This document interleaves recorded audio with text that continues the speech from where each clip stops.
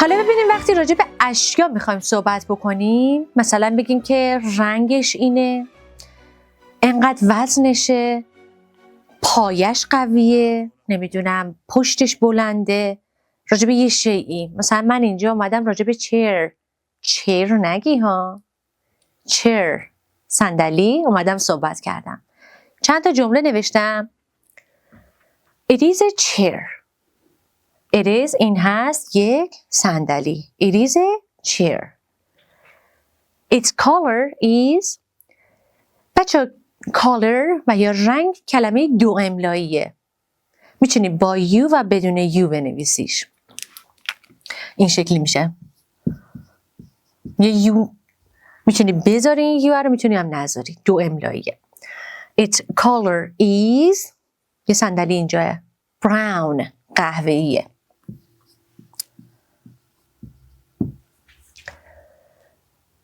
یادت باشه که آپاستروف به این ندی ها، که اون میشه مخفف it is. It's میخواد بگی که رنگ اون، صفت ملکیش رنگ اون، its color is brown قهوه‌ایه. Its back is. back چیه؟ ما هم داریم back. پشتش چیه؟ من میخوام بگم بلنده. Its back is high. با اون های ویدیو اول اشتباه نگیری یا اون HI های واسه چه موقعیتی استفاده میشد؟ رسمی یا غیر رسمی؟ باریکلا، موقعیت غیر رسمی. ولی این های یعنی بلند. GH داره. Its back is high. پشتش بلنده. راجع به دیزاینش صحبت کنم. یه مقدار این کلمه هم چالش برانگیزه، توی دیکته دقت کن، تمرینش بکن.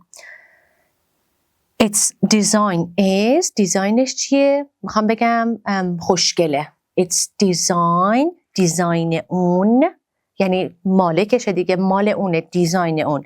Its design is beautiful. مثل روی ماه همتون. Its design is beautiful. و پایه ها لگ، ما خودمون لگ داریم دیگه، پاهامون، پایه صندلی هم لگ میشه.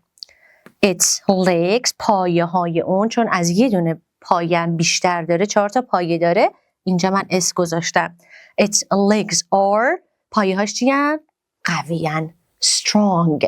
Strong. یه نکته دیگه هم اینجا بگم. چه تلفظ strong. کلمه‌ای که با اس شروع میشه اولش نذار، نگو strong. اون اس رو س مثل student. strong قویه. حالا میتونی برای تمرین بیشتر چه کار بکنی؟ بیا این شیء رو عوضش بکنی. مثلا چی بذاری؟ من اینجا chair گذاشتم، تو table بذاری. یا حتی حیوانات و اشیا از ضمیر it استفاده میکنیم. خب مثلا یه گربه‌ای بوده، پاش آسیب دیده. توی انگلیسی وقتی یه مشکلی براشون پیش میاد، مثلا پاشون میشکنه، دستشون میشکنه، خودشون رو مقصر میدونن. و الان برای اون سگه ما بخوایم بگیم سگه پاش آسیب دیده، میگی the dog hurt its foot. میگی سگه به پاش آسیب زد. بذار بنویسمش برات.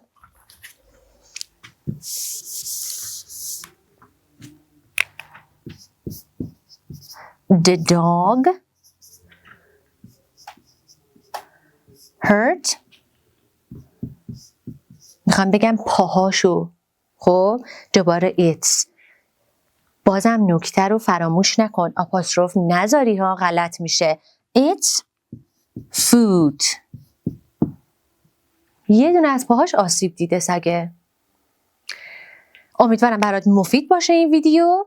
سعی کن از اشیاء مختلف استفاده کنید. تبلت رو بردار، مارکر رو بردار، نمیدونم صندلی، میز یا هر چیزی که دم دستت هست، بیا راجبشون صحبت کن و جمله سازی کن.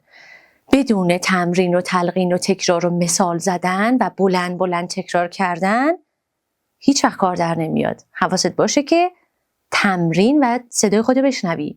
بلند بلند جملات برای خودت بخون. See you in the next video. Enjoy the music video.